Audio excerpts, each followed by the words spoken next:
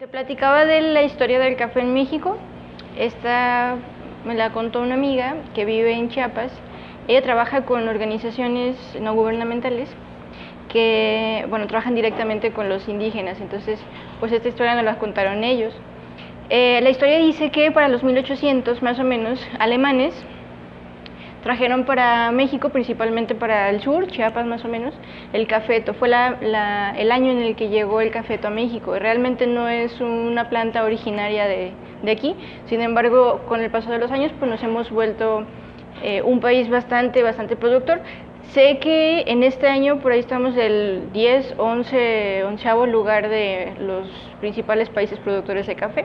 Entonces, pues bueno, para que vayamos viendo un poco cómo ha sido esta evolución del café en México. Entonces les platicaba que fueron unos alemanes quienes introdujeron el cafeto a Chiapas, principalmente hablando. Y bueno, para los 1800 la manera en la que se usaba hacer los negocios es ejidal, ¿no? Feudal, señor feudal. Empezaron a construir sus fincas, tuvieron sus hectáreas y hectáreas de cafetal, y la mano de obra era bastante barata, puesto que era pues esclavista la onda.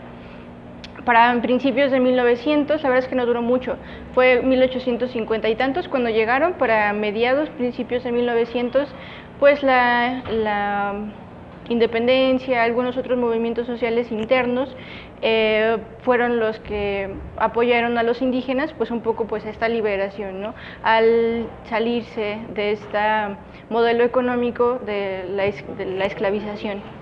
Y pues a qué se empezaron a dedicar los indígenas que salían de la esclavitud. Ya tenían un oficio, ya sabían cómo cultivar el café. Entonces aquí es donde nace, al menos en Chiapas, la figura del pequeño productor. Él en sus tierras, junto con su comunidad y demás, pues se unen y empiezan a producir café, pero este café tiene todo en contra. No tienen la capacidad económica, la capacidad industrial para producirlo como lo produce en la finca. Entonces, esta problemática pues es la misma problemática que tenemos a la fecha. Bueno, entonces el problema de la capacidad instalada. Como comunidad indígena realmente no se tienen pues ni siquiera tanto los conocimientos más técnicos de la producción. Sí han tenido toda la experiencia, todo lo expertise que les da el haberlo hecho, pero bueno, conocimientos científicos como tal pues no se tienen, y así duraron muchos años.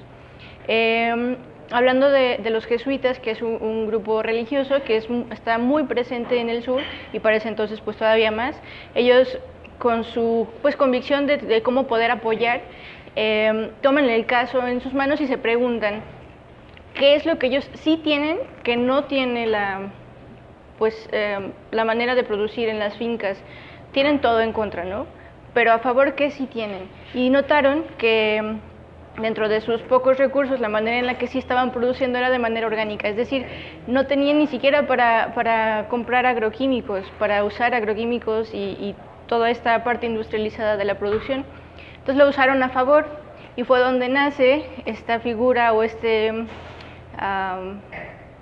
propuesta de valor del producto, y lo empiezan a vender, de hecho exportar, como un producto orgánico, que es decir, pues más saludable, libre de agroquímicos, una producción sustentable, porque realmente lo es, pero en ese entonces no se hacía como moda, ¿no? Se hacía porque era lo que se podía hacer.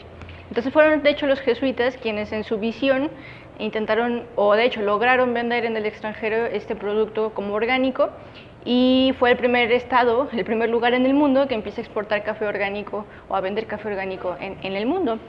Entonces, esta es la parte como más padre, lo que aporta Chiapas al mundo del café, en general al mundo del café. Lo que nosotros aportamos como mexicanos al mundo del café es esto, la producción orgánica. Ya de ahí en adelante, Colombia, Centro, Sudamérica, empieza a adoptar también esta figura, pero es un poco más reciente.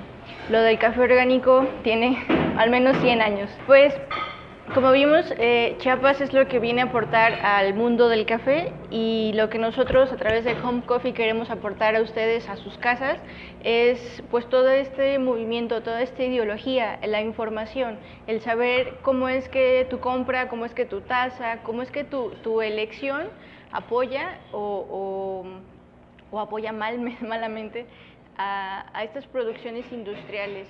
Tú ahorita tienes en tu taza un café de comercio justo, orgánico, con sus certificaciones.